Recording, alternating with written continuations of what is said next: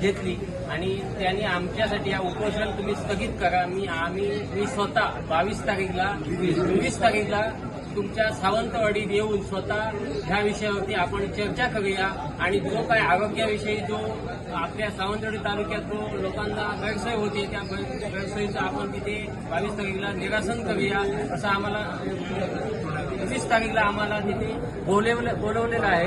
आणि पूर्ण आमचं जे शिष्टमंडळ आहे कागडे गावचं त्या शिष्टमंडळाला तसं त्यांनी शब्द दिलेला आहे आणि 20 तारीखला पालकमंत्री सावंतवाडीत येणार आणि आमच्याशी चर्चा करून ह्या विषयावरती तोडगा काढणार आहेत.